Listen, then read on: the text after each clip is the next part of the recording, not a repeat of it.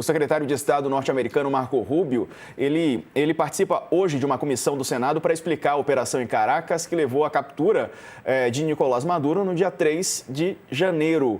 O Rubio vai ressaltar que a presidente interina, Delcy Rodrigues, poderá ser deposta, assim como Maduro. O alerta é para que a presidente interina, que ela conhece muito bem o destino de Maduro, segundo o trecho do depoimento que foi antecipado pelo Departamento de Estado, ele vai falar: não se enganem, como afirmou o presidente, estamos preparados para usar a força para assegurar a máxima cooperação se outros métodos fracassarem.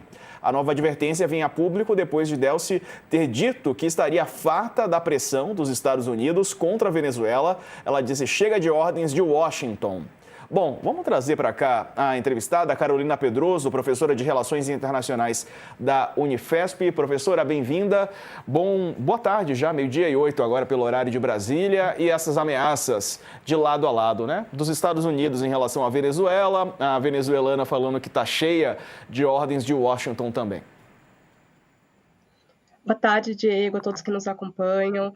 Realmente é uma situação que demonstra a tensão de ambos os lados sobre quais vão ser os próximos passos, principalmente dentro da Venezuela, porque há uma grande incerteza de como realmente o governo tem lidado com essa pressão. E, por outro lado, no público norte-americano, né? Essa audiência no Senado, ela tem também esse intuito de alguma maneira, justificar para o Congresso e, obviamente, para a cidadania norte-americana os motivos que levaram a essa operação, quais foram realmente os benefícios ou os prejuízos que o governo norte-americano acabou tendo que assumir diante de ter realmente ultrapassado uma linha que nunca tinha sido cruzada, né? Essa operação na Venezuela em janeiro de 2026 é uma situação sem precedentes na história da América do Sul, né? A primeira vez que um país sul-americano é atacado diretamente pelas forças militares norte-americanas, e isso teve consequências diretas tanto no ordenamento interno da Venezuela, como em todo o debate político hoje da América Latina, que gira em torno de quais vão ser, né, os rumos dessa relação dos Estados Unidos com a região, né? Se realmente vai se dar nesses termos, né, da ameaça, da coerção e, em última instância, no uso da força militar para atingir os objetivos que vão ser ali estabelecidos pelo governo norte-americano na região, ou se vai haver margem e espaço para realmente os países conseguirem se posicionar diplomaticamente, né? Não terem que se preocupar somente com ameaças militares, mas terem espaço aí para um diálogo, né? Então, eu acho que essa situação hoje da Venezuela ela é extremamente emblemática do que realmente vai ser daqui para frente o que tem sido chamado de doutrina Monroe, né? A maneira como os Estados Unidos vão lidar com a nossa região nos próximos anos de mandato que ainda tem pela frente Donald Trump. Josias.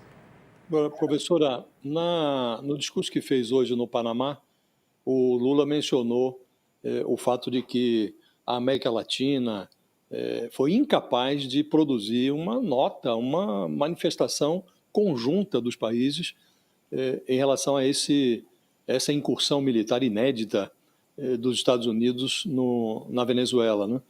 E, aparentemente, a coisa vai ganhando ares de fato consumado.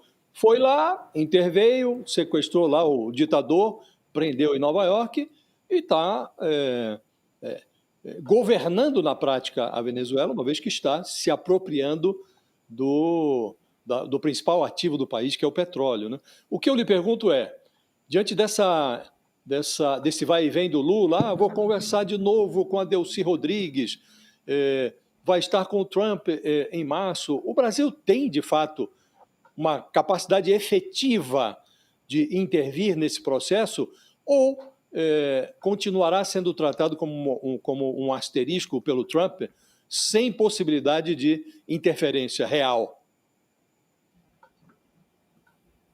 Boa tarde, Josias. Obrigada pela pergunta. Eu acho que essa pergunta é fundamental para compreender como realmente o Brasil pode se posicionar daqui para frente.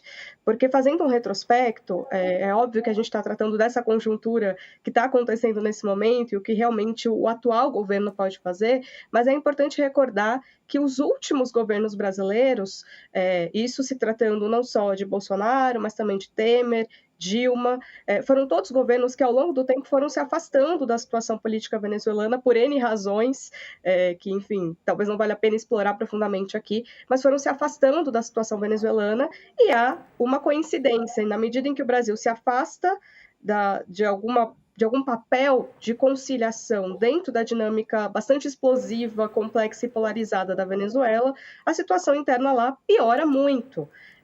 Acho que é importante recordar também, mais de 20 anos atrás, ainda na transição, né, do Fernando Henrique para o Lula, o Brasil teve um papel fundamental para evitar uma quebra constitucional no que foi aquela crise que aconteceu entre 2002 e 2003 na Venezuela, com paro petroleiro, com golpe de Estado, enfim, com uma possibilidade de sublevação ali da própria população, pessoas armadas, enfim. E desde então a gente tem visto uma série de outros eventos internos, convulsões na política venezuelana, em que o Brasil muitas vezes foi completamente escanteado da possibilidade de se colocar ali como um ator importante, não só para compreender o que estava acontecendo, mas para efetivamente construir pontos e evitar que a situação degringolasse, né? Desde então, a Venezuela piorou muito em vários aspectos, inclusive no aspecto democrático, né?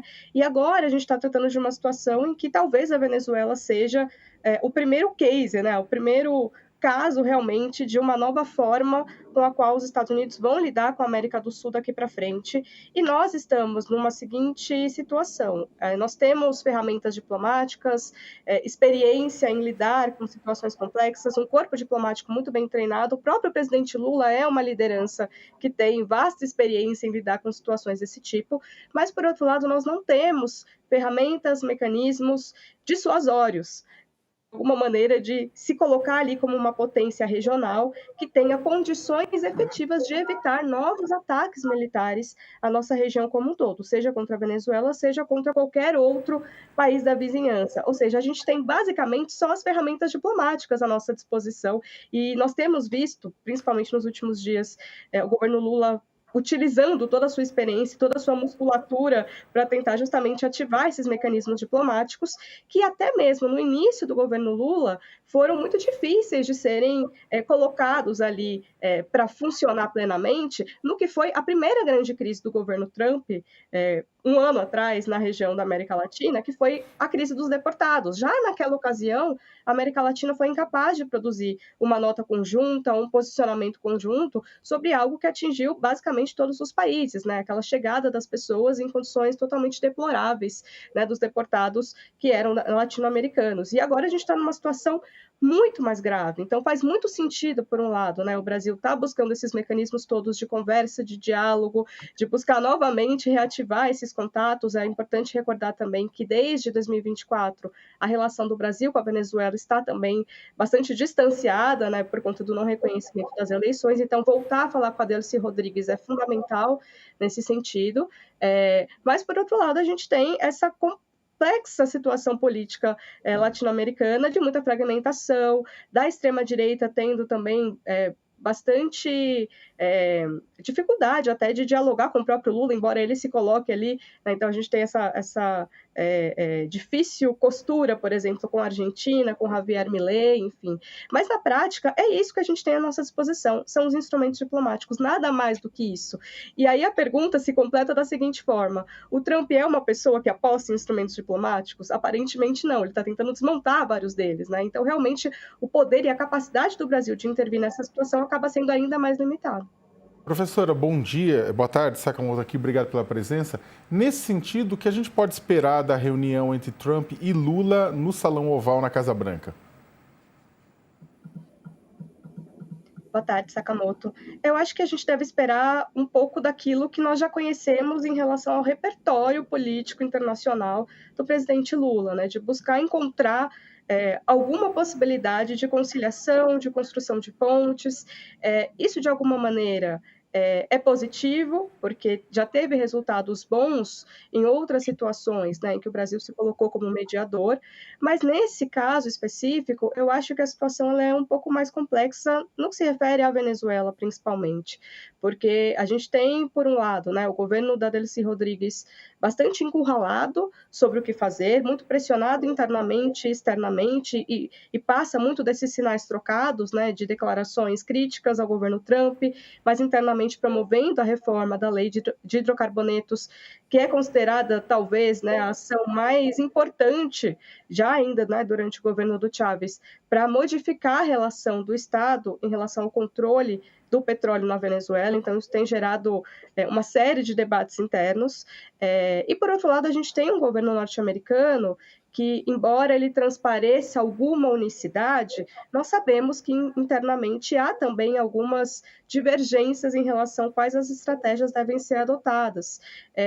O Trump ele tem muito vocalmente demonstrado o seu interesse na questão do petróleo, mas a gente não deve desconsiderar qual é realmente o papel do Marco Rubio nessa intervenção, nessa ameaça que ele fez, né, há poucas horas de talvez voltar a bombardear a Venezuela caso a Delcy Rodrigues não colabore, porque o Marco Rubio é uma figura que vai se consolidar no cenário político estadunidense junto à comunidade latino-americana, especialmente a comunidades mais conservadoras, mais à direita, mais radicalizadas, né? Eu tive a oportunidade de fazer trabalho de campo justamente com essas comunidades venezuelanas na Flórida, e já há mais de 10 anos, ainda, né, no primeiro mandato do Trump, já havia essa demanda de que eles gostariam que o governo norte-americano fizesse movimentações muito mais incisivas e até violentas para realmente produzir uma mudança de regime na Venezuela.